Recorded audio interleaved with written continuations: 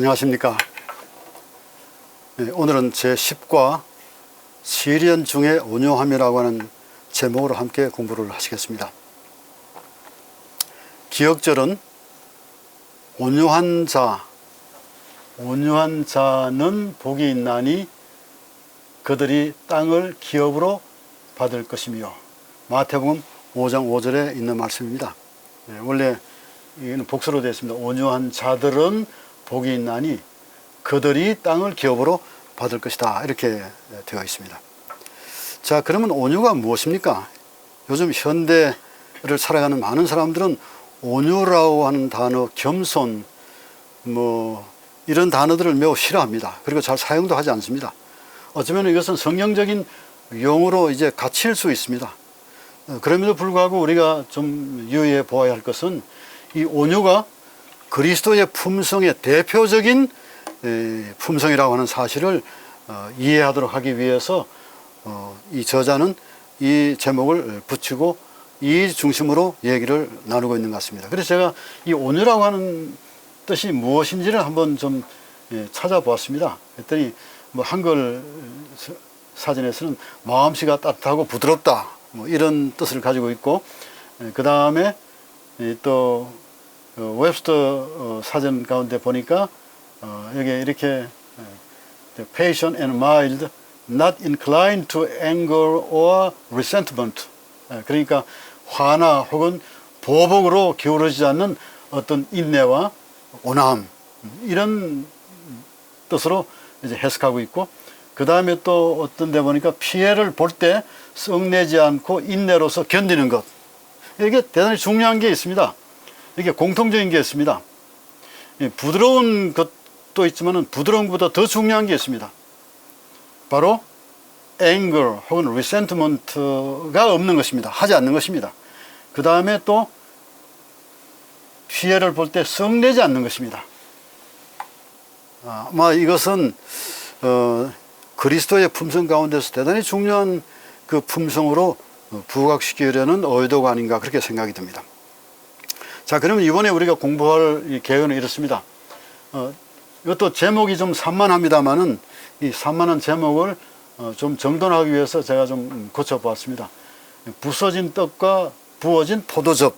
그러니까 이게 잘 이해하기 어렵습니다. 이것은 에스겔의 온유함, 에스겔을 통해서 온유함이 어떻게 나타나는지를 보게 될 것이고, 두 번째, 은혜 베푸시는 중재, 이렇게 되어 있는데, 모세의 온유함, 모세를 통해서 이제 중재를 하고 있다는 얘기죠. 이게 또 온유함입니다. 이번에 총제목은 온유함이 있기 때문에 온유함이라고 하는 이 캐릭터를 놓쳐서는 안 됩니다. 그 다음 세 번째는 상처 주는 사람을 사랑함, 이렇게 했는데, 우리가 내용을 제목만 봐서는 모르겠죠. 그런데 온유함의 절정은 그리스도의 원수 사랑입니다. 그러니까 이 온유함의 절정은 그리스도께서 원수를 사랑하고 기도하라고 한 말씀이 마태복음 5장 특별히 팔복 산상수훈 가운데 있다고 하는 사실을 지금 제시하고 있습니다. 그 다음에 네 번째, 굳게 담은 입 하니까 점점 아마 이제 더 이해를 하시겠죠. 그리스도의 온유하심과 고난입니다. 그러니까 결국은 이 온유함이라고 하는 것은 그리스도 중심적인 지금 강의로 이끌어 가야 된다고 하는 것입니다.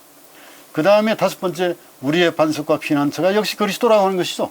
오직 주의 온유하심만 나의 반석이요 구원이시요 요새다 라고 하는 사실을 지금 얘기하려고 하는 것 같습니다. 그래서 이번 공부는 그리스도의 온유하심이라고 하는 것을 공부하시게 되겠습니다. 1소지의 제목은 한번 언제 언급을 했습니다마는 오스월드 체인버스라고 하는 경건한 목사님이 쓴 나의 생애 최고봉, My Utmost, 최고봉이라고 하는 그 책에서 붙여진 어떤 제목을 가지고 왔어요. 우리는 다른 사람들을 위해 부서진 떡과 포도주가 되어야 한다. 근데 여기에서 제목을 부서진 떡과 부어진 포도주, 이렇게 했는데, 사실은 이 말씀은 단도직입적으로 말씀드리면은 마태복음 26장 26절에서 28절, 그 다음에 고린도전서 11장 23절에서 29절에 있는 성찬과 관련된 것입니다. 이게 목요일 저녁에 있었던 얘기예요. 이 그리스도의 몸이 부서지고 그리스도의 피가 쏟아진 것을 얘기하기 위해서 지금 현재 이것을 가져온 것입니다. 그러므로 이 공과의 시작은 그리스도로부터 시작되는 것입니다. 놓쳐서는 안 됩니다. 그러면서 이제 이스라엘 백성의 그 유대 역사 속에서 에스겔이라고 하는 선지자를 등장시켰습니다. 여러분 아신 바와 같이 참 이 유대 민족은, 이스라엘 백성들은 가슴 아픈 그런 역사를 가지고 있습니다. 너무나 안타깝습니다. 어쩌면 우리나라와도 비슷한 그런 역사를 가지고 있지 않나 그렇게 생각이 듭니다. 이게 작은 나라 소국이 갖는 그런 안타까운 상황이죠. 그런데 하나님께서는 이런 작은 나라, 하나님께서 너희들이 크고 민족이 많아서 택했다고 하지 않습니다. 어쩌면 적어서 택했다고 하시는 말씀으로 저에게 들리는 것입니다. 그런데 그들을 율법을 수호하는, 하나님의 말씀을 수호하는 백성으로 불렀지만은 그들의 사명을 다하지 못한 결과 끊임없이 하나님을 떠나는 그들의 상황 속에서 하나님은 결심하신 게 있습니다. 그들을 훈련시켜야 되겠다는 것입니다. 그들을 징계와 고난 속에서 교육을 시켜서 정녕 나의 사랑하는 아들과 딸로 만들어야 되겠다라고 하는 결심이 확고하셨던 것 같습니다. 그래서 결국 유다 나라는 이 세 차례의 침공을 통해서 비참한 운명을 맞게 되는 것이죠. 두 번째 침공 때 여호야긴 3개월짜리 왕입니다. 이 여호야김의 아들이죠. 그런데 이 3개월 만에 물러나면서 바벨론의 느부갓네살이 쳐들어와서 1만 명과 성전 기명 그리고 에스겔을 포함해서 많은 지도자들을 잡아갔습니다. 여러분, 그 모습은 정말 너무나 안타깝습니다. 여호야긴이 잡혀갈 때 그 상황, 그런 다음에 마지막 왕 시드기야가 도망가다가 붙잡혀가지고 자녀들이 보는 앞에서 눈이 빠지고, 그 다음에 시드기야 보는 앞에서 자녀들이 죽고, 그 다음에 자녀들을 죽인 다음에 시드기야의 눈을 빼고 그들을 착고에 채워서 저 바벨론 땅으로 끌고 간 그 상황들을 보고 이 얘기를 에스겔이 다 듣고 아는 것입니다. 하나님께서 여호야긴 이 3개월째 598년에 침공했으니까 5년 지난, 포로로 잡혀간 뒤 5년이 지난 후에 이제 예언이 시작되기 때문에 아마 593년쯤 이제 예언하기 시작한 것입니다. 근데 이 에스겔의 예언은 좀 독특합니다. 상당히 큰 이상적인 예언이에요. 앞으로 어떤 나라를 이루겠다라고 하는 하나님의 거대한 아이디어란 그런 어떤 킹덤에 대한 얘기를 하고 있습니다. 어떻게 성소는 어떻게 돼야 된다, 특별히 성소가 어떻게 회복될 것에 대해서. 그래서 이 에스겔 성소는 사실 이상의 성소인 것입니다. 실제로 에스겔 성소가 있었던 것은 아니죠. 그만큼 하나님은 계획이 철저하신 것입니다. 그런데 이 에스겔은 그발 강가 망명자들과 함께 그 고토 고국을 그리워하면서 눈물로 안식일을 지키고 예배를 드렸던 그 백성들에게 희망과 용기를 주는 그런 얘기를 하고 있습니다. 그런데 이 에스겔에게 주어진 이 예언은 좀 독특한 그런 예언이, 이것을 제목을 붙이려 에스겔의 모노드라마라고 하는 제목을 붙였습니다. 이는 인극입니다. 모노드라마. 한 사람이 소리 없이 그냥 드라마를 펼치는 것입니다. 그 각본에 따라 가지고 하나님께서 이 에스겔을 주역으로 삼아서 뭐라고 했습니까? 너는 벽돌 위에 그려진 예루살렘 성을 철판으로 에워 싸라 그랬습니다. 그러면 그냥 그는 드라마의 주인공이 되어서 그렇게 하는 것입니다. 이것은 바벨론이 예루살렘 성을 포위하는 상황을 얘기하는 것이죠. 왼쪽으로 390일 동안 누워있으라 그랬습니다. 그러니까 여러분, 왼쪽으로 390일 동안 누워있었다는 말씀이에요. 이건 정말 인간으로서는 경험하기 어려운 그런 상황이죠. 이건 특별한 선지자입니다. 북방 이스라엘의 범죄 형벌 기간이 390년을 상징하는 것입니다. 그 다음에 오른쪽으로 40일 동안 누워있으라 그랬습니다. 남방 유다의 범죄 형벌 기간이 40년이 될 것을 얘기했습니다. 쇠똥으로 떡을 구워 먹으라 그랬습니다. 바벨론 포이시 음식과 물의 부족 현상을 얘기하는 것이죠. 머리털과 수염을 깎아 일부 바람에 날리고 일부 불사르고 일부 옷자락에 넣어두라 그랬습니다. 유다 민족의 심판으로 멸망할 것과 심판의 와중에서도 남은 자를 보호하실 하나님의 섭리에 대한 얘기죠. 그 다음에 행구를 지고 성벽을 뚫고 이사를 하라고 그랬습니다. 예루살렘이 무너지고 백성이 바벨론의 포로로 잡혀갈 것을 상징한 것입니다. 그 다음에 놀라 떨며 식물을 먹고 물을 마시라고 그랬습니다. 그렇게 했습니다. 바벨론이 포위당하고 성 안의 사람들이 공포와 먹을 음식이 없어서 아주 질려있는 모습을 얘기하죠. 그런데 더욱 안타까운 게 있습니다. 여러분, 다 좋습니다. 하나님을 위해서, 백성을 위해서 할 수 있습니다.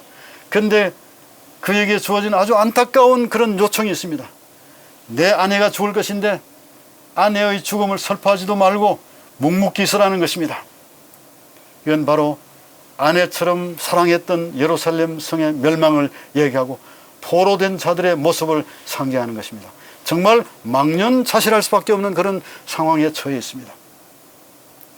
그런데 결국은 두 막대기를 하나로 만들어라. 여러분, 이게 굉장한 희망이죠. 분열된 유다와 이스라엘이 한 나라가 이룰 것을 상징하는 것입니다. 이 모노드라마를 통해서 보여주시고자 하는 것이 무엇이냐는 거예요. 에스겔은 하나님 여호와의 성품을 나타내는 것입니다. 그 모든 일들을 그가 스스로 다 감당했습니다. 온유의 모델로 포로로 잡혀간 에스겔을 동원한 것입니다. 이제 이것을 이제 그림으로 좀 보면 참 기뻐했던 시절이 있었습니다. 24장 16절 가운데 기뻐했던 것이 있었는데, 결혼할 때, 그 다음에 자녀를 가질 때, 혹은 가족 예루살렘에서 살 때, 그 다음에 성소에서 예배를 때 얼마나 그랬습니까? 그런데 기뻐했던 것들이 이제 사라질 것을 얘기했습니다. 아내가 죽을 것이고, 성소는 더럽혀질 것이고, 자식들은 데려감을 당할 것이다 그랬습니다. 기뻐했던 것이 모두 다 몰수당한 것입니다. 이것이 아픔이고 고통인 것입니다. 그런데 더욱 안타까운 것은 초상집에 있는 에스겔의 모습입니다. 24장은 초상집에 대한 에스겔의 모습을 하나님이 요구하는 것입니다. 뭐 하지 말라고요? 함께 울 때 울고 기뻐할 때 기뻐하는 것이 인지상정 아니겠습니까? 그런데 하나님께서는 슬픈 상황이지만 슬퍼하지 말라고 그랬습니다. 너는 음식을 먹지 말라고 그랬습니다. 울지도 말라고 그랬습니다. 얼마나 안타까운 상황이 벌어지고 있는지 알 수가 없습니다. 이것을 에스겔을 통해서 지금 보여주신 하나님의 심정인 것입니다. 하나님의 심정을 에스겔을 통해서 표현하고 있는 것입니다. 24장 27절은 이렇게 말했습니다. 주 여호와인 주를 알게 하려고 하셨다는 것입니다. 에스겔을 통해서. 그런데 저는 이것을, 이 상황을 보면서 좀 이것을 제가 부과한 것은 주 여호와의 온유하심을 알도록 하기 위함이다. 이렇게 이해를 하시면 좋겠다고 하는 것입니다. 그러면 본문과 본 교과와 맞을 것 같습니다. 두 번째는 이제 첫 번째는 이제 에스겔을 통해서고, 두 번째는 모세를 통했습니다. 이제 이 온유의 모델로 모세를 택해서 모세가 어떻게 온유한 모습으로 백성들을 하나님께 중재하고 축복을 받았는가에 대한 얘기를 지금 그리고 있습니다. 우리가 성경 말씀을 통해서 뭐 자세히는 알 수 없습니다만은 모세는 하나님을 만난 사람입니다. 직접 만났습니다. 하나님의 음성을 직접 귀로 들었습니다. 그 영광을 보았습니다. 모세만 그렇게 했습니다. 물론 함께 올라간 이 아론이나 나답과 아비후 혼 이스라엘의 장로 70인 뭐 이런 사람들도 그 소리 혹은 영광을 어렴풋이 보았다고 생각하고 들었다고 생각됩니다. 그런데 하나님은 모세를 통해서 은총을 입기 위해서 하나님께로 직접 하나님을 만난 사람으로 산에 올라가도록 했습니다. 그런 다음에 산에 내려오고, 그래서 이 출애굽기 19장부터 시작해서 34장까지는 모세가 끊임없이 산에 올라갔다가 내려오는 것입니다. 몇 번 올라갔다가 내려왔을까요? 어떤 분들은 7차 7번 올라갔다가 7번 내려왔다. 그런데 저희가 이거 볼 때 한 8번 올라갔다 내려왔다 이렇게 말씀하시는 분들이 계십니다. 그래서 저는 8번 올라갔다가 내려왔다 이렇게 저는 생각하고, 그 다음에 6번째부터 시작해서 7번째, 8번째, 이것이 사실은 제일 중요한 모세의 하나님 만남의 등산과 하산 장면이라고 생각이 됩니다.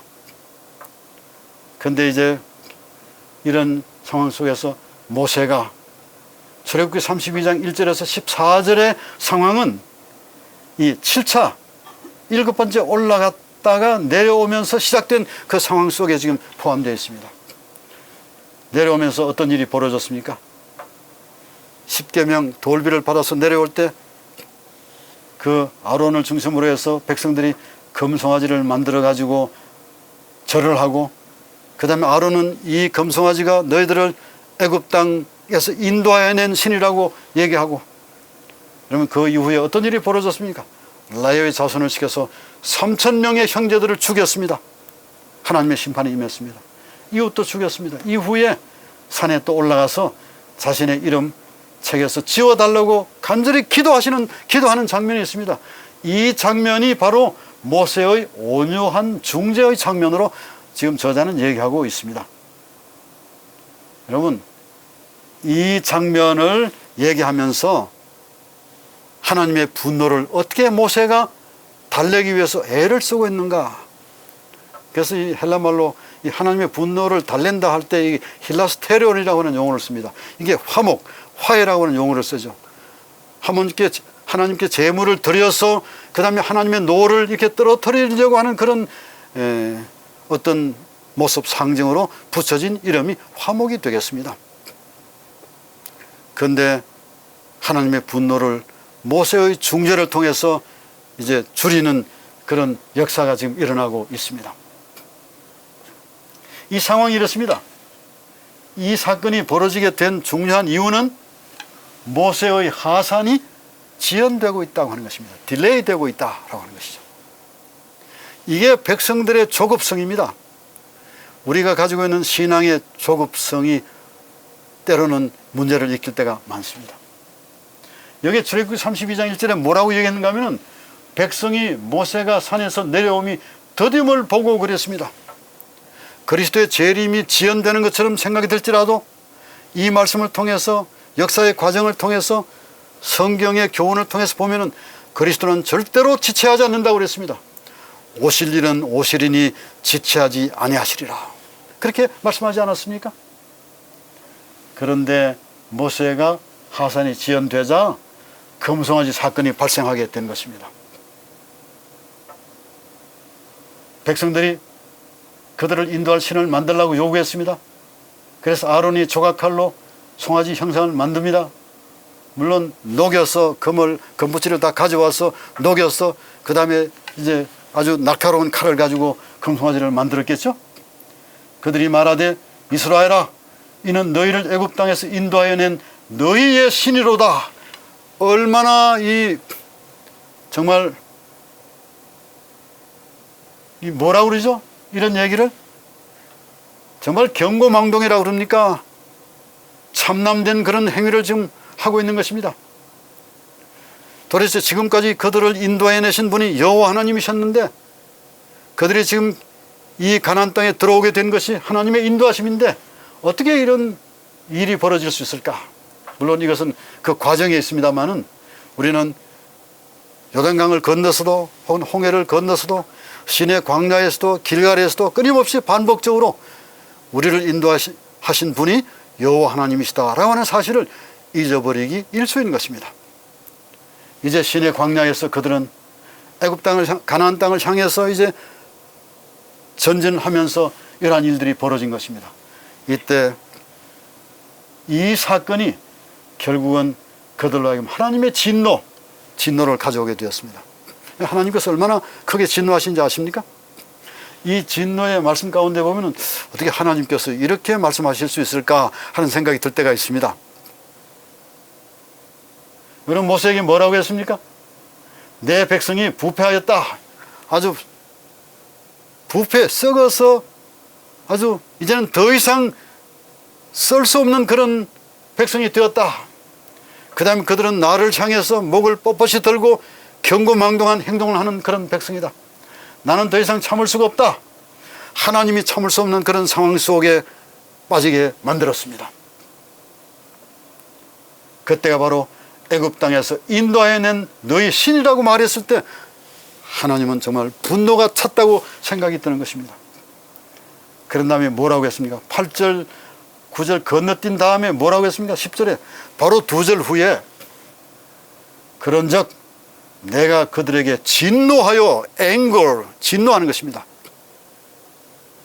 그들을 진멸하고 너를 큰 나라가 되게 하리라. 너를 큰 나라가 되게 하리라.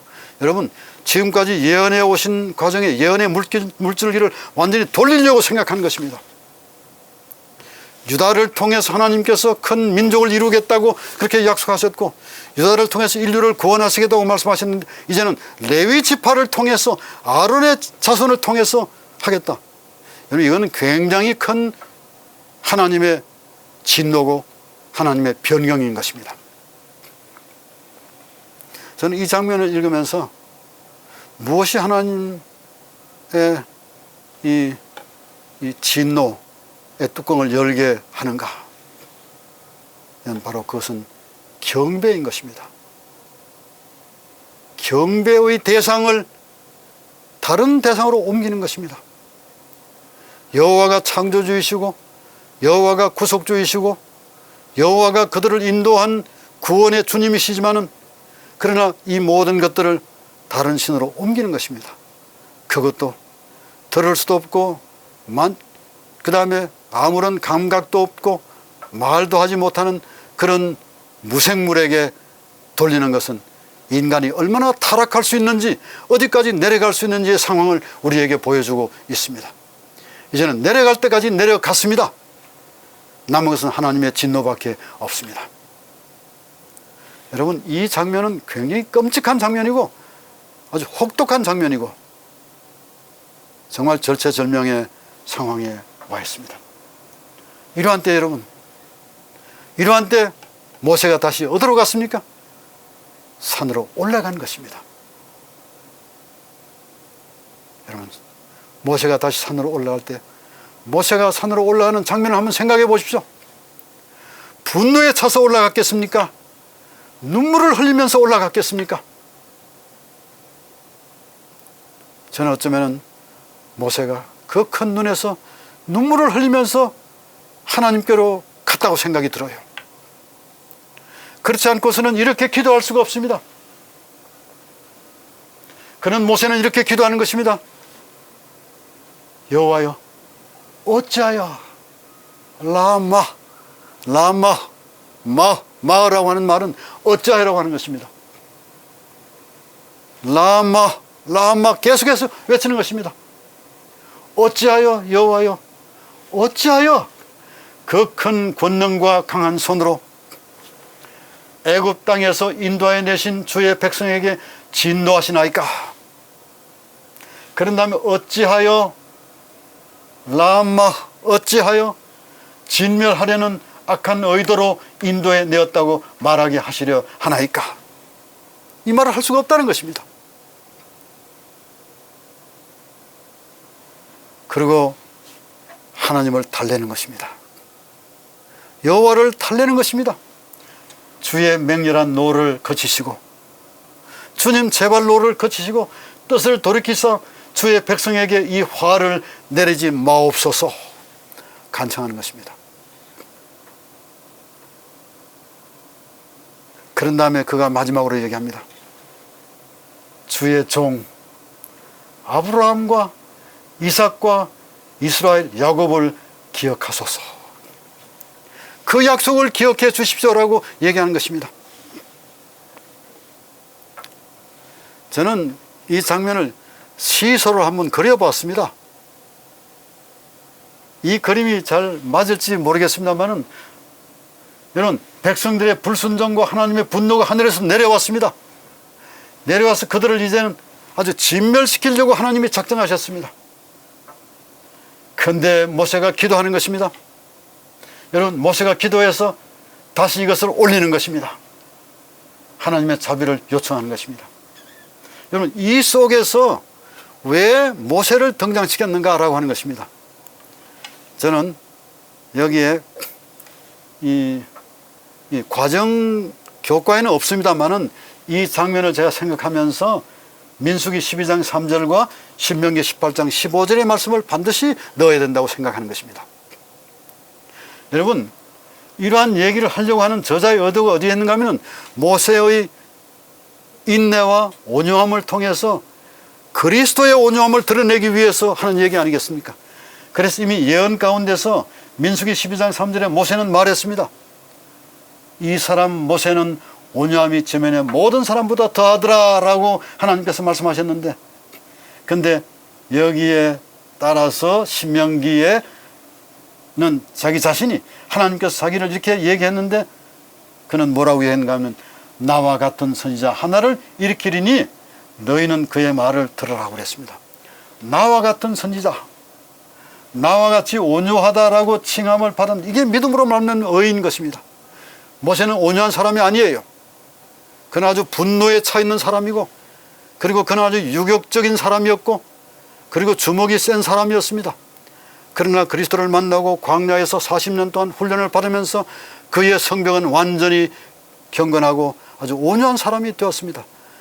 그제서야 하나님께서 그를 부르신 것이죠. 그래서 하나님께서는 지면의 모든 사람들보다 더하더라고 그랬습니다. 이것은 모세를 통해서 자신을 드러내신 것입니다. 모세를 얘기한 것이 아닙니다. 만약에 모세를 얘기한 것으로 읽는다면 사실은 더 깊은 성경 연구가 더 필요할 것이라고 생각이 드는 것입니다. 모세를 통해서 그리스도가 지면의 어떤 사람들보다 더 가장 온유한 사람이 그리스도라고 하는 사실을 모세를 통해서 드러내기 위해서 말씀하신 것입니다. 이 그림은 하나님의 여호와의 자화상이라고 저는 생각이 들어요. 그런데 모세는 그것을 알았습니다. 그런 다음에 말하기를 뭐라고 그랬습니까? 나와 같은 선지자 하나를, 한 사람을 일으키리라고 얘기했습니다. 재림교회 주석은 민수기 12장 3절을 이렇게 얘기하고 있습니다. 이 특성은 40년을 미대한 광야의 고난의 학교에서 보낸 결과로 그에게 이르러 온 것이다. 오직 온유한 자만이 하나님과 자신의 부하들을 섬기는 법을 알며 동시에 용기 있고 역동적인 지도자가 되는 법을 안다 그랬습니다. 무슨 학교예요? 고난의 학교. 고난의 학교에서 뭐를 배운다고요? 온유함을 배우는 것입니다. 그리스도의 성품을 배우는 것입니다. 이제 세 번째로 이제 등장시키는 것은 바로 마태복음. 이제 그리스도 자신이 등장하기 시작했습니다. 에스겔을 통해서 온유를 배웠고, 그 다음에 모세를 통해서 온유를 기도하고 온유하신 분을 소개받았고, 그런 다음에 이제 온유하신 분이 이 땅에 나타나셨습니다. 그분이 바로 그리스도 예수십니다. 그리스도 예수께서 마태복음 5장 43절 40에서 48절까지 말씀하시면서 자신이 어떤 성품을 가지고 어떻게 대할 것인지를 얘기한 것입니다. 내 이웃을 사랑하고 내 원수를 미워하라 하였다는 것을 너희가 들었으나 나는 너희에게 이르노니 너희 원수를 뭐라고요? 사랑하며 너를 박해하는 자를 위하여 기도하라 그랬습니다. 이 말씀은 이 팔복, 그러니까 마태복음 5장에서 7장까지를 산상수훈, 산상설교라고 말하고, 마태복음 6장에서 이것을 평지설교라고 하는데 같은 내용입니다. 평지설교나 산성설교가 같은 평지와 같은 산이 이어져 있는 갈릴리에 있는 어떤 지역을 얘기하는 것이죠. 그런데 여기에 얘기 가운데서 원수를 미워하라. 동해보복법이라고 하죠. 이 동해보복법을 하나님이 한 번도 사용하신 적이 없어요.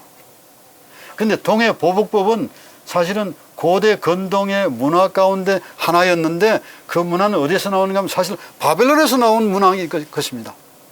근데 바벨론에 유명한 왕이 하나 있었습니다. 한 사람이 있었는데 하무라비라고 하는 왕이 있었습니다.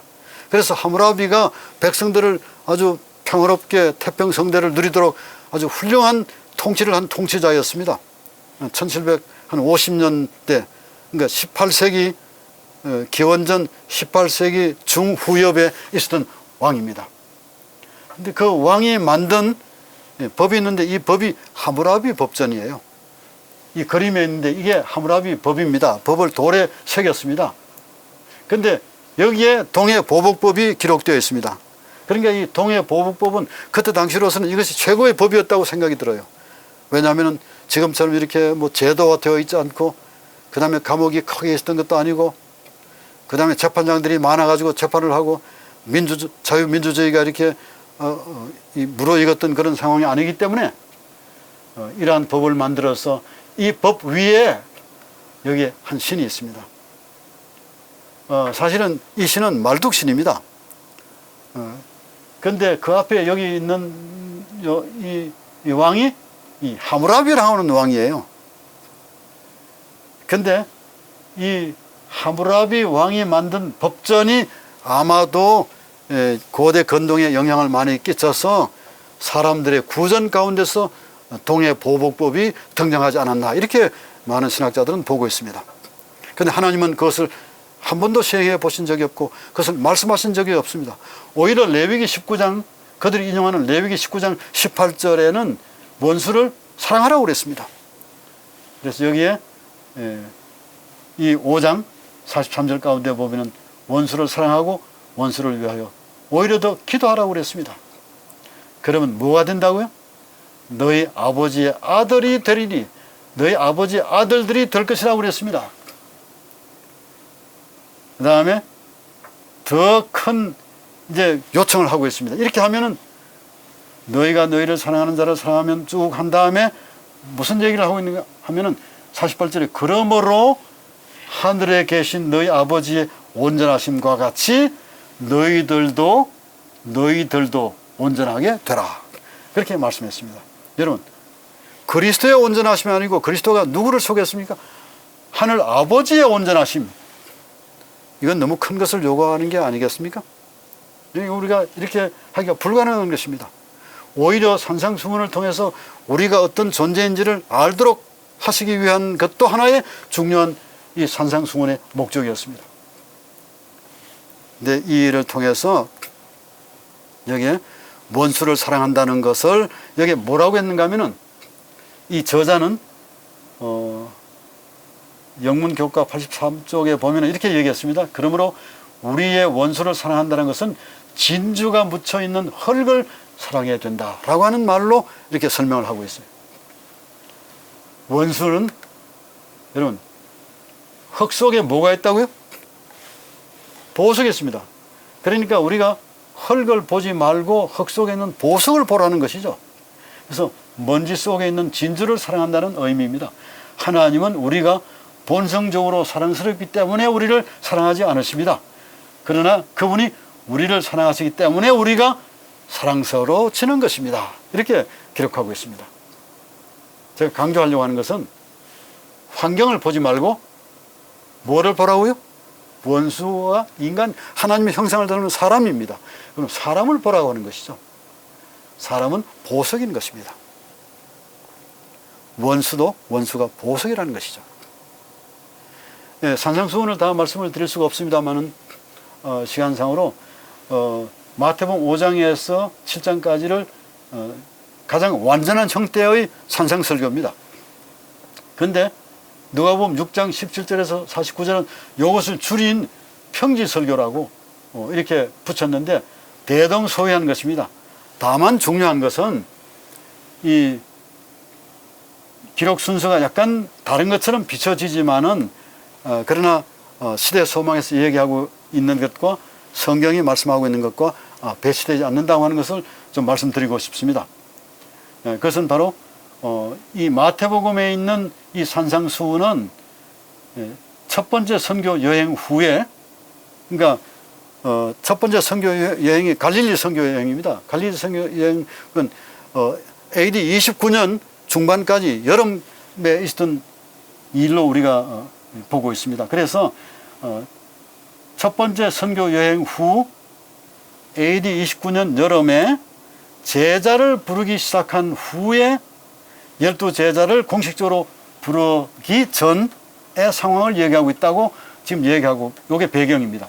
그런데 누가복음은 기도로 밤을 보내고 12제자를 다 임명하고 그 다음에 그들을 위해서 안수 기도를 하고 평지로 내려가서 말씀하셨다. 좀 상이한 것처럼 보이지만 사실 이것이 이어져 있다는 것을 제가 말씀드리고 싶은 것입니다. 그 내용은 같은 것입니다. 왜냐하면 그리스도의 왕국의 본질에 대한 얘기고 기독교와 유대교의 특성을 대조하는 것이고, 그 다음에 그 내용은 천국 시민의 목표가 품성의 완성이라고 하는 사실을 5장에서 얘기하고 있고, 그 다음에 모범적인 시민 자격을 6장에서 얘기하고 있고, 그 다음에 천국 시민의 특권과 책임을 7장에서 얘기하고 있습니다. 그러므로 이 마태복음 5장의 7장은 사실 중심으로 기록하고 있다, 이렇게 보시면 되겠습니다. 그 다음에 내용은 똑같습니다. 그리스도의 취임사이고, 취임사는 결국은 그리스도의 완국의 헌법이라고 하는 것이죠. 법입니다. 이제 여기서 누가복음은 실천적인 상황을 기록하고 있죠. 그래서 복음적인 측면에서 실천적인 것 중에 마지막 것을 얘기하고 있습니다. 가난한 자, 줄이는 자, 우는 자, 핍박받는 자, 이런 자들에게 어떻게 해야 된다라고 하는 사실을 얘기하고 있습니다. 제가 좀 깊이 다루고 있는지 모르겠습니다만은 여러분들이 좀 아시기를 원하시는 것이 있습니다. 왜 그러냐면은 이 저자가 지금 그리스도의 성품 가운데서 온유라고 하는 것을 이렇게 부각시키려고 할 때 반드시 필요한 것이 있습니다. 그것은 산상수훈을 좀 더 읽어보셔야 된다고 하는 것입니다. 그런데 제가 산상수훈을 다시 읽으면서 놀라운 사실을 발견했습니다. 다른 팔복 가운데 다른 복들과는 엘렌 G. 화이트이 인용한 성경 구절이 그리스도와 직접적인 관련을 갖고 있는 것을 온유라고 하는 부분에다가 넣었다고 하는 것입니다.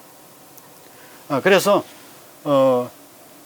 마태복음 5장 5절에 온유한 자는 복이 있나니 그들이 땅을 기업으로 받을 것이며 라고 했을 때 그리스도의 온유한 성품을 설명하는 것으로 이런 것을 얘기하고 있습니다. 제일 먼저 밑에서부터 빌립보 2장 6절과 7절을 얘기하고 있습니다. 이걸 엘렌 G. 화이트이 인용했습니다. 여러분, 이것은 이미 우리가 공부를 했습니다만은 그리스도가 비록 하나님의 본체이셨지만은 종의 형상을 쓰시고 이 땅에 오셨습니다. 그러므로 사람의 모습으로 이 땅에 오셔서 인간이 되신 것입니다. 얼마나 자신을 비우신 상황입니까? 그 다음에 고린도전서 13장 4절, 마태복음 11장 29절, 그 다음에 갈라디아 2장 20절, 신명기 24절 이렇게 얘기를 했습니다만은 이러한 얘기들 가운데서 그리스도와 직접적인 관련을 맺고 얘기하고 있다고 하는 것입니다. 이것이 엘렌 G. 화이트의 인용 상황입니다.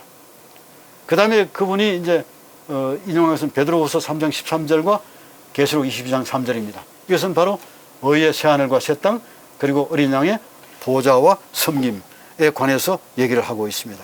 그러니까 엘렌 G. 화이트는 인용한 성경절이 16구절입니다만은 전부 다 그리스도의 온유하신 품성, 그리스도 자신에게 적용시키기 위해서 인용을 하셨다라고 하는 것입니다.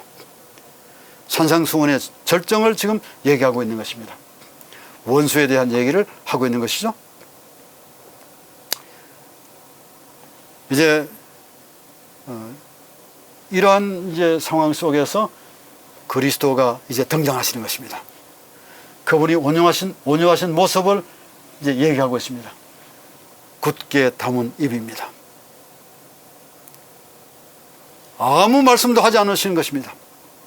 모든 역사가 다 이루어지기를 지금 이루어지는 과정에 그분이 주인공이 되신 것입니다.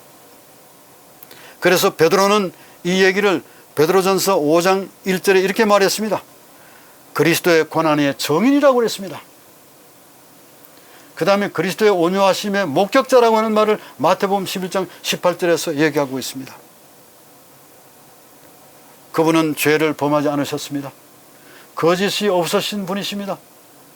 그런데 그분은 욕을 하시지도 않으시고 그런 분이 고난 당하실 때 위협하지 않으시고 오직 공의로 심판하시는 이에게 부탁했습니다. 얼마나 놀라운 일인지 알 수가 없습니다. 그런 다음에 나무에 친히 달려 돌아가셨습니다. 여러분, 그분은 아무 말씀도 하지 않으셨습니다. 다만 7마디의 말씀을 하셨습니다. 이 말씀을 가상칠언이라고 하는데, 가상칠언의 말씀을 하나하나 보시면은 이분이 정말 온유하신 분이셨다라고 하는 사실을 우리가 고백하게 될 것입니다. 십자가는 곧 온유하심의 결과고 온유하심의 열매인 것입니다. 저는 이제 마지막 이 다윗의 시 가운데서 한 시 62편을 저자가 언급을 했는데, 이 62편에 있는 내용을 조금만 분석하고 마치도록 그렇게 하겠습니다. 시간이 많이 지나가지만은 양해해 주시면 고맙겠습니다. 시편 62편은 특별한 시입니다. 이 시편은 여두둔의 법칙에 따라 부르는 노래라 이렇게 적혀 있어요.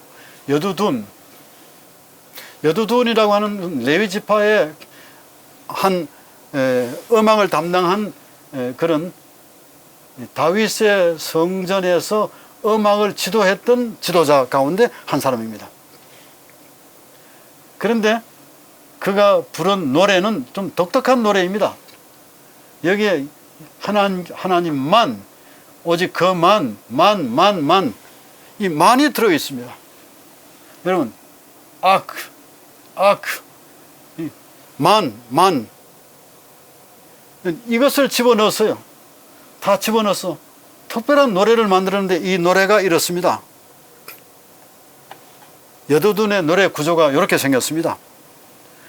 여두둔은 노래를 부를 때 후렴은 공통적으로 반드시 기억해야 될 것을 넣는 것인데, 후렴을 먼저 넣고, 그래서 62편 1, 2절이 후렴이고 3, 4절이 본 노래고, 그 다음에 5, 6절이 또 후렴이에요. 근데 후렴이 나란히 가고 있습니다. 평형을 이루고 있습니다. 이 대구가 아니고 그냥 평형입니다. 나의 영혼이 잠잠히 하나님만, 원래 히브리 말은 하나님에게라고 하는 엘이 들어있습니다. 아크 엘로힘 이렇게 되어 있어요. 아크 엘로힘은 하나님에게만, 하나님에게만 영광을 돌리라 그 말이에요. 그 다음에 나의 구원이 그에게서 나는도다. 오직 그만, 오직 그만이에요. 그만 나의 희망이에요. 오직 그만 나의 요새라고 그랬습니다. 그런 다음에 그 다음에 흔들리는 울타리같이 사람을 죽이려고 너희가 일제히 공격하기를 언제까지 하려느냐. 그들이 그를 그의 높은 자리에서 떨어뜨리기만 하고 거짓을 절개 아니하니 입으로는 축복이요 속으로는 저주로다. 이런 노래를 이제 원수를 이기시는 그런 하나님의 인도하심을 노래로 표현해서 여호와만 의지하면 모든 것이 다 오케이라고 하는 것을 얘기하려고 하는 것입니다. 저는 이제 이 강의를 마치면서 여두둔의 법칙에서 가장 훌륭한 것은 바로 할렐루야가 되겠습니다. 이 본 교과에는 없습니다만 할렐루야라고 하는 이 노래는 핸델의 메시아의 한 부분입니다. 메시아가 굉장히 긴 노래죠. 이 3시간에 걸쳐서 3부작으로 되어 있는 이 오라토리오입니다. 근데 이 노래 가운데서 1부, 2부, 3부인데 1부가 21장으로 되어 있고 2부가 23장으로 되어 있고 그 다음에 3부가 10장으로 되어 있는데 그래서 총 54장으로 되어 있습니다. 54장 가운데서 1부는 예수의 여러분 잘 아시죠? 예수의 생애, 출생과 생애에 대한 것이고 그 다음에 2부는 그분의 죽으심과 장사에 대한 것이고 그 다음에 3부는 부활에 대한 것인데 사실은 이 북 가운데서 가장 결정적인 부분이 바로 44장, 그러니까 2부의 제일 마지막 장면입니다. 합창입니다. 그게 바로 할렐루야예요. 3시간의 긴 노래 중에서 3분 혹은 4분의 이 짧은 이 노래가 절정을 이루고 있다는 것입니다. 이 절정의 노래가 바로 할렐루야인 것입니다. 이 할렐루야는 시편 150편에 아주 기초를 두고 있고 복음서에 기초를 두고 이사야서에 기초를 두고 있습니다. 이사야, 시편, 그 다음에 복음서에 기초를 두고 있지만은 이 복음서의 복음서가 되는 구약의 복음 중에 복음이 바로 시편 150편이 되겠습니다. 이 노래는 할렐루야로 시작해서 할렐루야로 마칩니다. 그런데 이 히브리어를 보시면은 사실은 내용이 전부 다 할렐루야입니다. 그런데 하나님의 그 고유명사는 야훼로 야훼가 고유명사이지만은 그분에게 붙여진 이름이 많습니다. 그래서 우리가 그분의 권능을 노래할 때는 그분을 하나님이라고 부릅니다. 그래서 히브리어 가운데는 할렐루야 야로 시작하고 그 다음에 그의 성소에서 할렐루엘 하나님을 찬양하고 그 다음에 할렐루후 그분을 찬양하고 그런 다음에 전부 다 할렐루후 할렐루 그분을 찬양하러 넣었다가 그 다음에 마지막에 다시 그분의 이름. 왜 그러냐면 이 이름이 너무 귀하고 너무 거룩하기 때문에 이 이름을 자주 쓰지 않습니다. 그래서 시작할 때는 할렐루야 야훼죠. 여호와의 이름으로 시작하고 그런 다음에 할렐루엘 할렐루힘 할렐루힘 할렐루힘 계속해서 할렐루힘 그분을 찬양합니다. 그런 다음에 마지막으로 뭐로 마쳐요? 할렐루야로 마치는 것입니다. 할렐루 하고 야훼의 준말이 야인 것입니다. 이거는 피엘령이고 명령이고 이 명령형입니다. 이 피엘령은 아까 말씀드린 것처럼 강조형이라고 그랬죠. 우리가 강조하여 아주 명령하기를 뭐라고 했는가 하면 하나님께 여호와 하나님께 영광을 돌려라 라고 명령하고 있습니다. 왜 그렇습니까? 그분은 너무나 온유하신 분이시고 그 온유하신 분이 결국은 우리를 위해서 십자가에 달려 돌아가시면서 구속의 경륜을 다 이루셨기 때문에 그렇습니다. 오늘 저는 말씀을 드리면서 시대소망 301쪽의 말씀을 읽고 마치겠습니다. 우리가 만날 수밖에 없는 어려움들은 그리스도 안에 숨은 온유함으로 말미암아 만이 면할 수 있다. 온유함만이 면할 수 있다는 거예요. 그분의 성품만이. 그 다음에 이 온유함 속에는 자제가 들어있다고 하는 것입니다. 그분은 침착하고 신뢰하는 정신을 가지고 있습니다. 그는 정말 마음이 겸손하신 분입니다. 그래서 이 성품을 다 모아서 무슨 성품이라고요? 온유함이라고 하는 것입니다. 저희 모두가 다 그리스도의 온유함 때문에 구원을 받았습니다. 온유함 때문에 그분을 찬양하는 것입니다. 하나님의 축복이 여러분들과 함께 하시길 바라면서 오늘 강의는 여기서 마치겠습니다. 감사합니다.